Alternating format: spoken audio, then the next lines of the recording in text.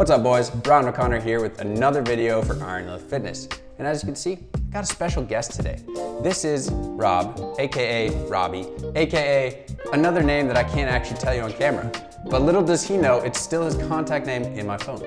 Your wife is probably not happy about this, but that's okay. So why I have a special guest today is because what we're about to talk about, you need to get intimate. And we see this done wrong very often.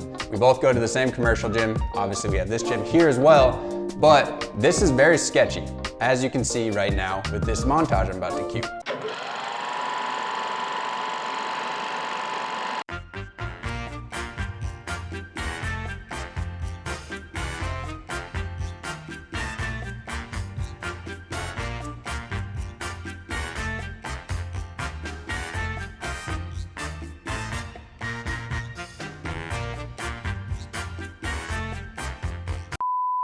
So what we're talking about is obviously proper spotting for the squat. And if you do it wrong, your friends can die, right? And I'm not trying to, Rob, we've known each other, what, since third grade? Something like that? Grade. We've lived together, right? 3-4 years together? Yeah. Had a skate park in our, it's not a big deal, right? We could go down some serious memories right now. But we're not gonna do that. We're gonna get right to the meat and potatoes, because I'm Irish. Are you Irish a little bit? I don't think so. Dude! All right, well, whatever. We're gonna get into it because you can become seriously injured when you do this wrong. And I think the problem is that it's uncomfortable, right? Yeah. Like when you get, even we've known each other, that's why the whole point of this intro, I've known Robbie for so long, and it's still kind of like, all right, bro, I'm gonna be in your business. Yep. Like I gotta get up in there, and you really do though. And that's why when you're at the gym and you ask your random bro that you see there all the time and you just nuts and you don't know his name to spot you, you gotta be real and be like, dude, it's fine if you get close, man. We're gonna feel some stuff. And that's it's what you have to do to be safe. So let me show you, we're gonna walk through how not to do it and why it's dangerous when people do it wrong. And then I'm gonna show you how to do it. And then also at the end, I'll walk through if you have a home gym or you do squat by yourself, you know, basically the flat spotter arms, why those are a no-no for me, and the ones that I have, the solution that I came up with. So let's get into it. All right, so what we're gonna do now, we got a bar racked, right, 135. I'm gonna have Rob squat, and I'm gonna show you what I see all the time and how you could potentially kill your friends, right, like we talked about. And I'm being kind of serious, but also joking. Hope I don't die. Yeah, I'm not gonna let him. Well, this first time actually he might die because I'm gonna do it wrong. So basically what you see, and this is obviously very common when like, yo bro, can you spot me? Which people really don't ask for the squat, but I've seen it a couple times. And this has even happened with just people that are your friend and who don't know what they're doing. So I'm gonna have Rob unrack it. Basically, why people do it wrong is they never get close enough. So if he was going down for 1 rep max attempt, I'm like, all right bro, I got you. And they're like in here. Right, so you can go down. And it's like, all right, if he starts struggling, if I'm gonna have to use from here out with my arms.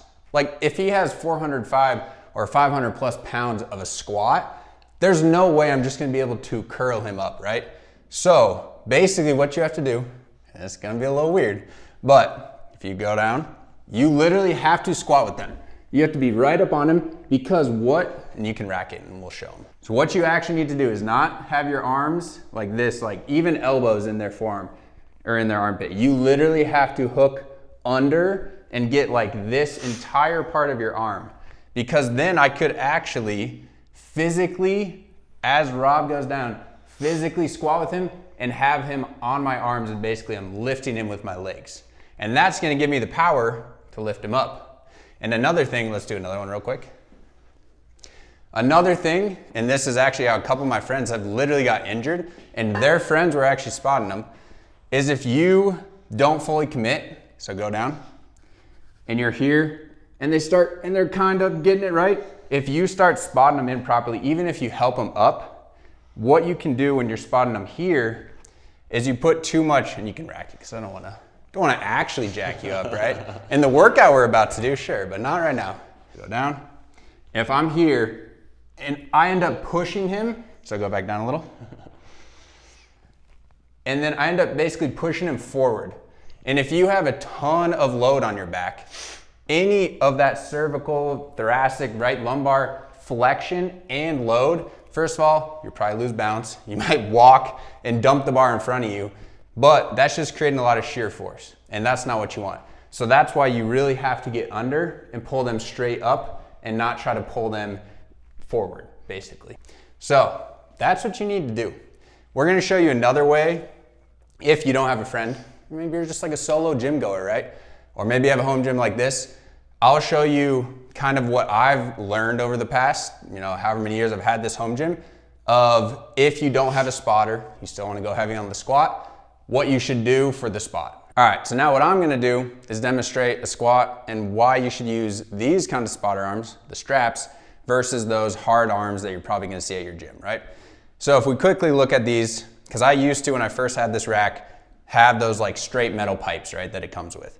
The problem with that is that if you go down at all unevenly, you'll tap part of the bar on one of them and it will literally throw you off.